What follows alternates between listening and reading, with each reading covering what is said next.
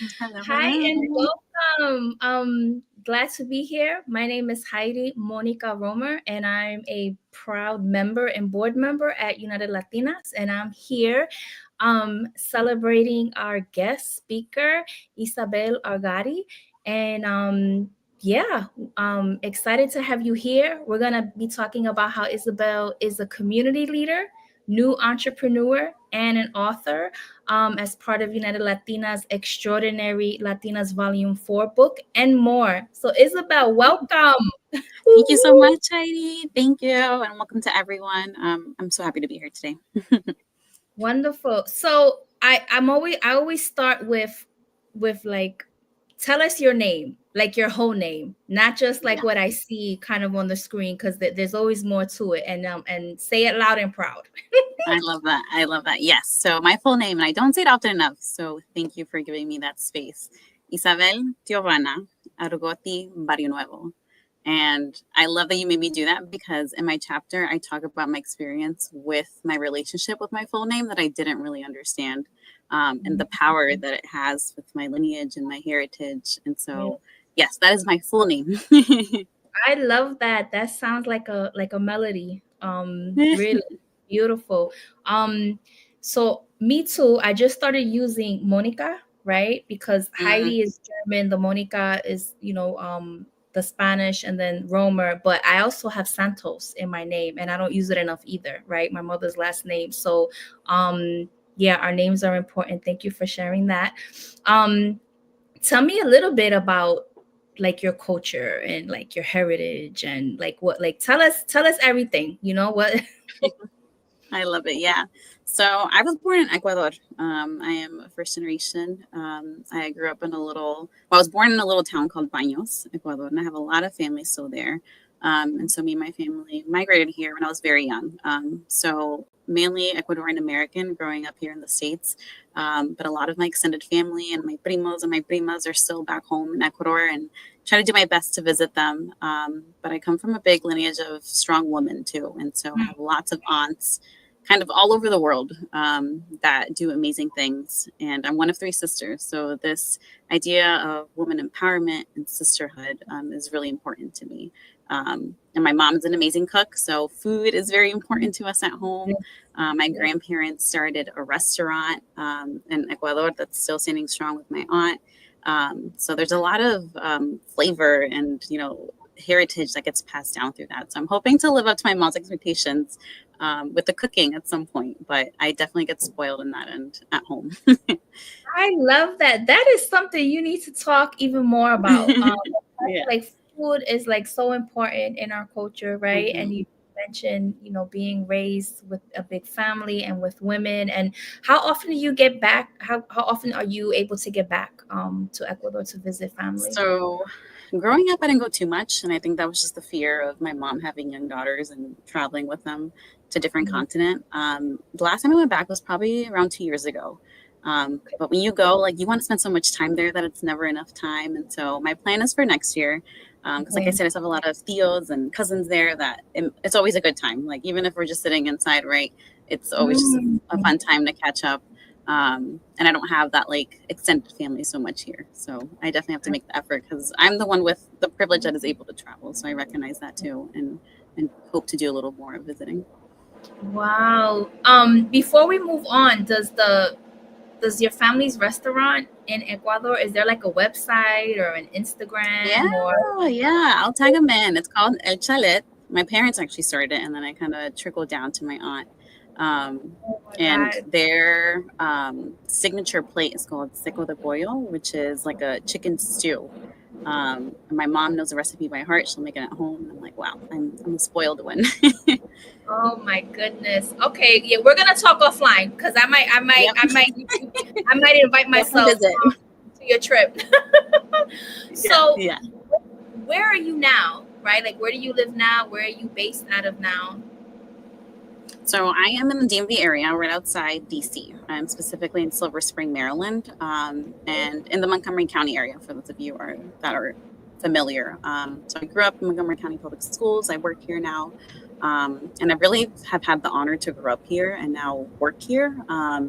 And Montgomery County, I don't think most people know this, but it's like one of the most diverse counties in the nation. So we are very unique in that we have so many different cultures and foods and languages and cuisines that we really get to take advantage of. And so I grew up here, went to college in Virginia, and I came back quickly to Maryland. And I've served on a few boards, groups here, but really because so much from the community was poured into me as a student and as a community member that I love it here. This is, my hometown and where I feel best. Wow, good. I've only been to the DMV area a handful of times. I did love it. Like I love DC, but I feel like everything is great on a visit. Like Yeah, I don't know like what it would be like to live there, you know. yeah, yeah. But okay, DMV. So you hear that, right? Like members who are listening to us now, folks that are joined later, like get in touch with Isabel and I think that's pretty cool. We have, and you've been to the chapter events that we've had also, right? Yeah. Yeah. So, the metro makes it super easy to get up and down. So for this area, I'm right off the red line that goes up to Maryland. And yeah, I'm excited that we have a chapter doing things here now in the city and kind of the outskirts because there's so much potential here. And I feel like DC gets known for just being a very transient area. So like you said, lots of visitors, tourists coming by. But there are a few of us, this is home. And so it's cool to connect across so many different industries because there's so much happening here. Wow. So I live in South Florida now, and I ain't gonna lie, Florida is as north as I go. I am a warm weather girl. Yes. I really that. I should tell you, I'm actually going to Florida Friday, just for a day. Oh, okay, we gotta talk offline, okay? Because we could make it happen. Yeah. So I want to switching gears just a little bit. I love United Latinas, right? And I wasn't a member in the beginning, right? I kind of felt it out. Then I became a member, and then an opportunity to be able to contribute even more as a board member became available to me, and I was all in, right? So I'd love if you could talk about what made you join United Latinas, and I guess even before that, how did you hear about United Latinas, and then what made you join as a member? Yeah, so the power of LinkedIn, it popped up on my feed through someone that I guess was tagged or was sharing, and I think growing up, like I was raised by a strong woman, but I don't think I realized the sacredness of that until I got to college. And so naturally, I joined a lot of women's groups, Latina groups, and I realized like that's what I needed to like kind of feed my soul. And so I was in a Latina sorority. I joined like student groups that focus on girl woman empowerment, and now I get to work in a girl leadership empowerment space too. And so when this popped up on my feed, thanks to just like the algorithm of the internet, right? I was like, oh, this is cool. Like, tell me more. So I started joining some of like the circles and the webinars and the Zoom calls. And I was like, this is awesome. And so that naturally led into the book itself of just like, it was like this little voice in the middle of the night of like, I think you should do this. Like, this sounds like a good idea for you. Like, this is good timing, middle of your career. This is an opportunity that's being kind of like placed in your inbox, right? Of like something you could dive into. And so that's how I ended up being part of the book. But I think this has been amazing community of just all over, right? And it speaks to, you're in Florida, I'm in Maryland, and we have women all over. But it's as quick as a chat, as a WhatsApp, as a Mighty Hub, and we get easily connected. And so I love that space where we can really uplift each other through sisterhood and union, and just recognizing like you have so many different talents across all these sectors. Like, how can we work together to build something really cool? So that's why I will stay involved. And now very excited for the DC chapter to do more in-person things, because I know we had a great time at the conference, and that's only like one time a year. And so that's powerful also to be in the same space. I love that. I know there are plans next year to have another in-person conference. So stay tuned for that. And then there's definitely going to be a virtual conference this year for Hispanic Heritage Month. So everybody kind of be on the lookout for that to be able to participate and support in some type of way, right? So at the beginning, when we first like kind of talked, like introduced you, we said like, yep, Isabel is a community leader, new entrepreneur, right? Author. So I want to ask you, like, tell me about your business. Tell me about the work that you do, that you're leading, and that you're in part of. Yeah. So for work officially, I'm the deputy director of programs at an organization called Community Bridges. And so we serve Montgomery County. We are a girls leadership organization for girls in grades 4 through 12. And that kind of just speaks to my story of like the mentorship and giving back to my community. Yes. But I'm also a graphic designer. And so to share a little bit about my background, I went to school for architecture. That was my undergraduate degree. In my space of growing up, I thought I was going to work for the family business in construction. My dad works in construction. And Wow. so I was like, I'm good at art. I kind of like math. Let me go into architecture. Wow. So I went to school for that. And I still love it. I finished my degree there, but I realized like being a first generation student and being at a predominantly white institution really kind of spoke to me in terms of like the community needs and the cultural connections that were needed for younger women, younger students. And so that's kind of like pivoted my career path a little bit. And I love sharing that because especially now that I work with students, like I realize that I need to share that the career path is not linear. So I need to give back and share those, like, it's okay to be different. And then now with kind of the graphic design, so this has kind of been my like jumping moment of I need to put myself out there. So with my kind of design background, I pivot that to graphic design and flyers and brochures and business cards and all these other things. And so it's really cool now that I kind of get to uplift my talent of what I thought maybe I left behind, but in a different way for entrepreneurs, for small organizations, for community initiatives. And really because I noticed that a lot of community organizations or things that we're involved in had a hard time of Mm. visually putting their ideas out there. Yeah. And so that was a problem that to me came very naturally of like, yeah, give me the information. Like I can make it look pretty and I can put this, out in the world for you. And I realized that was kind of a special talent that I could do and make it eye catching. Mm. So I've done everything from flyers, brochures, logos, banners, and kind of like as a fun project for myself of like, I love doing this. Like, let me put it out into the world. But I'm excited to like finally formalize it in a way that it's like, yes, I need to put myself out in the world for Yeah. a service and a design that I love doing. Like, and people need it. I know that's not everyone's area, so I'm excited for that and doing that more formally. Okay, I'm excited for you. And are we is the web page up? Like, is that something we're going to be able to share with everybody kind of at the Yes, end? Yes. Okay. yes, Do it is up. you have a business name that you want to share with us? So make sure that we know. So right now I'm doing Isabel Argoti strategies, so uplifting my name and just dabbling into that because I definitely want to mesh it into the book that we completed, and then also now the graphic design that I'm going to grow. Okay, I love that. All right, I feel like I want to know more, but we have other things to talk about. But we'll once we're done, like in the comments, we'll make sure to add the links so people can get a hold of you and get a hold of your business and even your organization, like the real job, right? To make sure if people want to access you in that way too.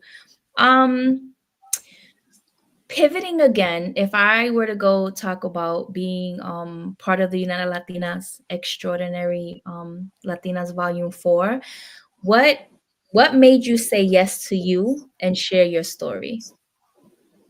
Yeah, so I feel like it just was divine timing. I had started a new job with this role a couple of years ago, going on 3. And I realized I had built up a lot of confidence and just learning tips, tricks that I was ready to share with the world. But also that I had a story to share. I think I've always taken a step back from being like, oh, like not me, or I won't be the first to speak. But the more I kind of like share those nuggets with people, I was like, no, like this is really cool. Like, you're unique in this way, or you have this story to share. And so for me, it was kind of just like sign up, take a jump to do it and put it on paper. I'm the type of person that, if I don't put it on paper or don't write it out, like it's not official. And I have so many floating ideas. Like my brain is like a million tabs all the time, right? And so I will say it was Same. hard. Like it was, it was hard. And I don't know if you share this experience too, but it was hard to just like narrow down like what do I want to share and how do I want to share it? But it was such a great learning experience of like, this is everything I've done. Like, let me brag about myself for a little bit, and Yes. everything I've overcome in my story, and realizing that there's power in sharing that for another Yes. woman, another student. And for me, especially as a first generation student here, and I've worked in the youth space mainly, how that can give back to, it's my moment in time right now, but maybe for in 10 years, it's someone that can look back, and Mhm. learn from that too. And so that's kind of what my chapter is about. My chapter is Latinas Light, el poder de encontrar tu confianza y comunidad. And I Mm. think that's something I'm still learning about. There is this power in community and a confidence that gets built up, with your family, with your classmates, with your work team. You can't do it alone. And I think I've overcome some things that had it not been for, especially the woman in my life, but very close friends and family. I Mm. probably would have not made it through in the same way. And so, yeah, I think it was great timing. And I think there's definitely more to share, but Yes. I'm glad. I'm glad I did it. I'm glad we did it. Yes. So I read your story. And it's one of my favorite stories, and I'm not just saying that. And you're a writer, right? Because immediately what I remember of your story was when you were like talking how like you was born between like the mountains and the sky, like your description. I was like, wait, what is like what what like, really real talk. And um your story, absolutely what you just said, like there's so much more to share, and it's like only so much you can fit kind of in the Right. chapter. But Right. when I was reading it, I was like, damn, Isabel's doing it. Like I was looking like the Well, education thank piece. you. Was it a park ranger? No, it was like a national park. You worked in the Yeah, for the Park Service. That was like my first like big girl job, and I moved to Colorado, and I was like, let's go. But that's what I mean. Like, so like, yeah, everybody, if you have the story, make sure that you're reading Isabel's story, because it was I was like, this lady has done like quite a bit. So I think it's super important for all women, people, like to read Mhm. about your story. But you know how you say you work in the youth space, like they need to see that, because they, I mean, we show up a certain way, right, at work. But I think how interesting to know like how you started and where you came from, where you are, where you're going. That is the message that people need to be able to hear. Um, so you touched a little bit about where you work. Can you talk a little bit more about how has your work in the youth centered space influenced your career path and community work? Yeah, so I think I alluded to so much was poured into me as a student, and I don't think I realized like all these services and community groups were coming together.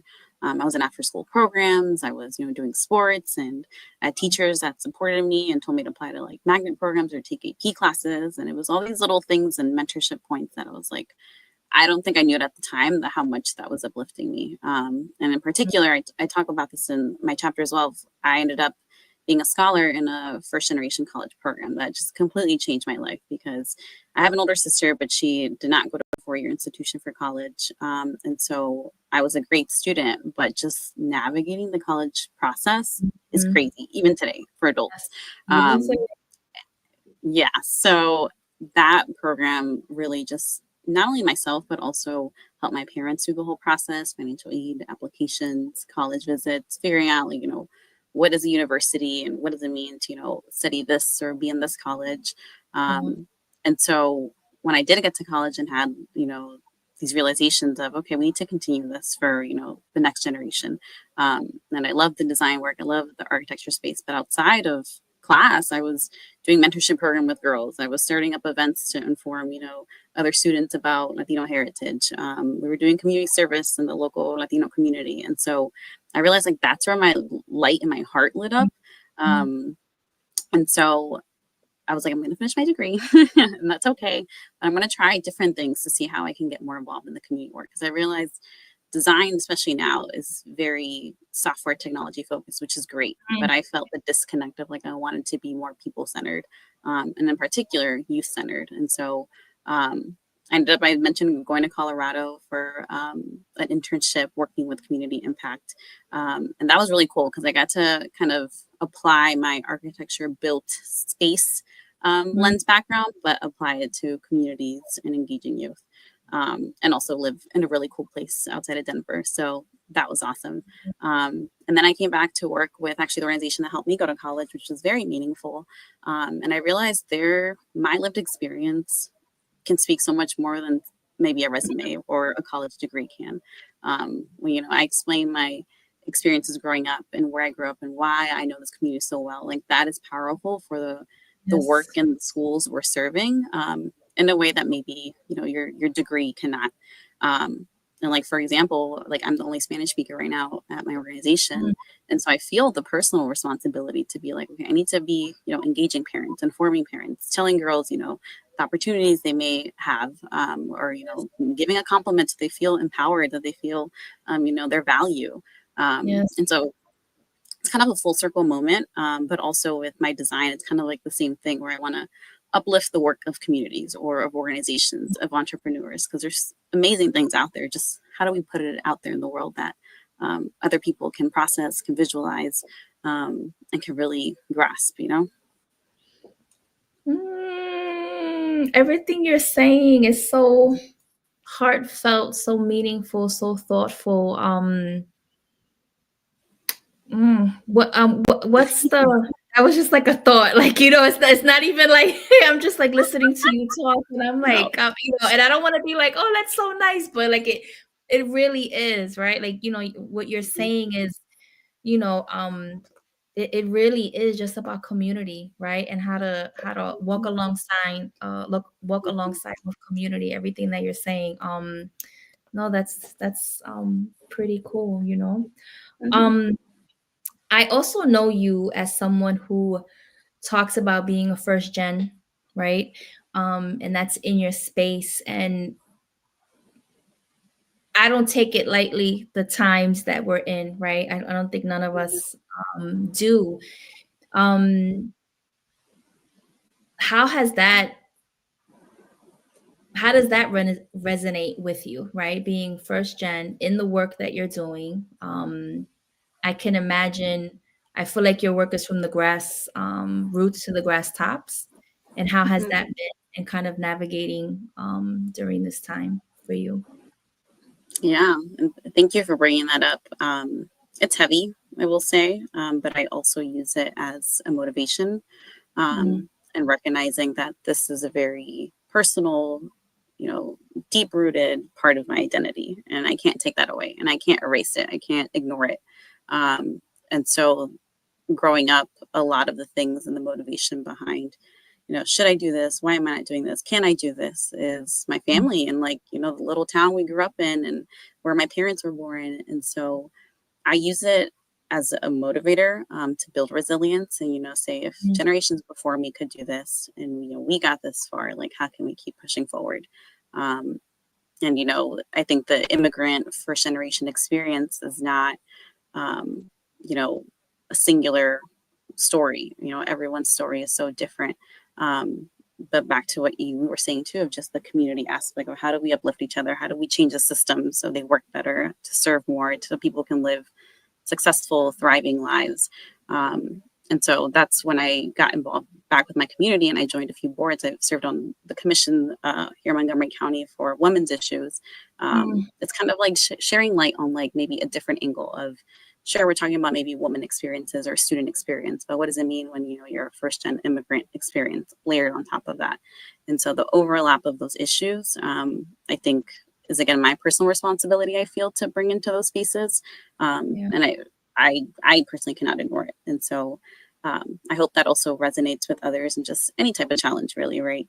Whether it's moving to a new space or trying a new job, of just how do we build that resilience and maybe use some of those fears or different non-traditional stories as a motivation rather than a setback. Yeah. Thank you for sharing that. I don't know. I feel like I'm finding that I have to make myself have joyful experiences during these times, right?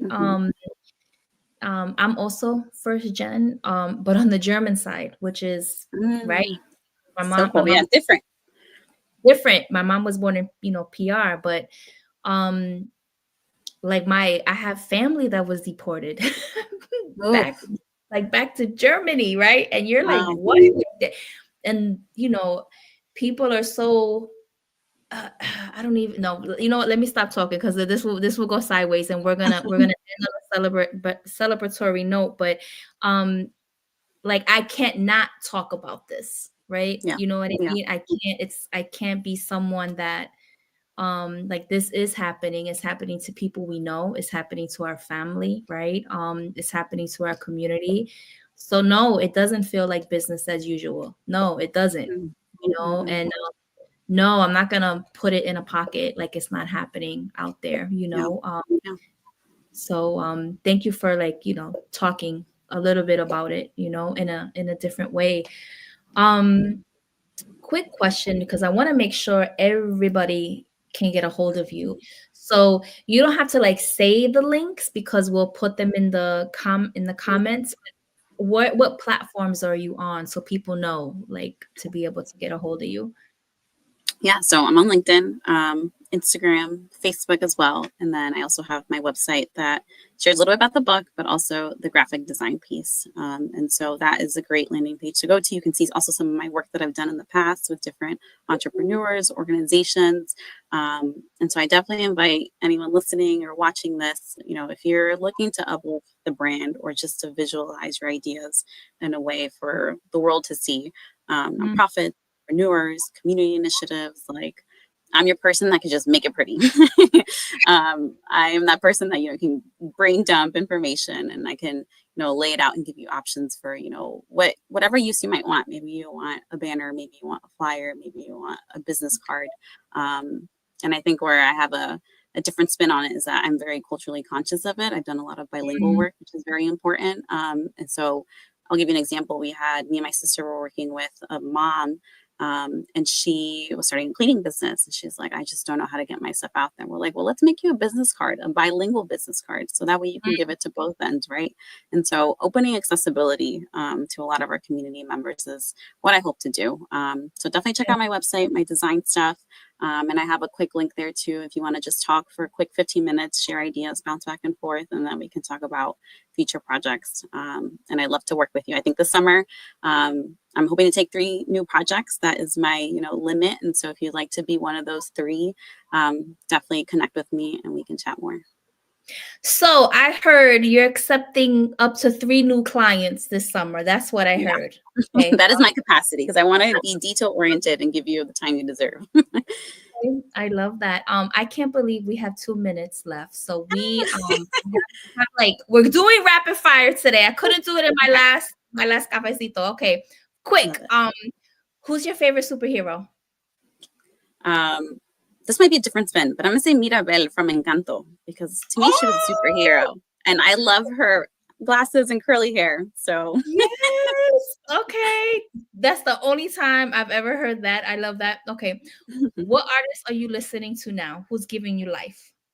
I'm on my summer Bad Bunny Verano Sin Ti, but if you're in the DC area, it's been raining, so I've been on my Angela Aguilar vibe too, which is beautiful. Okay, okay. I don't know what's going. Mother Nature said Yeah. to the Northeast this year. All right. Hopefully you're a coffee drinker. Are you team Bustelo or team Pilon? So I'm gonna do Juan Valdez, and that's because every time I go to Ecuador, that is the coffee there, and for some reason, it's just so much better there. Okay. All right. What's your favorite vacation spot? The beach. I love the beach, so definitely hoping to get out there this summer. And then Ecuador, if you read my chapter, it's beautiful as well. That's my healing spot that I just wish was a little closer. Oh, I'm definitely calling you about that. Okay. What's your favorite dessert? Flan cake. So something I'd love to, just put out into the world. My sister and my family actually it was a family project. We started flan cake desserts. And so that's in my information as well to check them out. But it's cake layered over with flan. Oh, we're going to put that in. Oh my God, we have 10 seconds. Isabel, thank you for being the best part of United Latinas. And for those tuning in, there's going to be an event this Saturday in the DC area through United Latinas, and we'll make sure to put that information into the comments as well. With a few seconds left, any final thoughts for any aspiring entrepreneurs or first-gen entrepreneurs that you want to leave with? Community, find your mentors, find your safe space, and don't be afraid to ask for help. I think sometimes we get scared to do that as strong, independent women, but the help is there and it will pour into you. Okay. Thank you so much, Isabel. Thank you, everybody, for tuning in. Thanks for joining us. See you.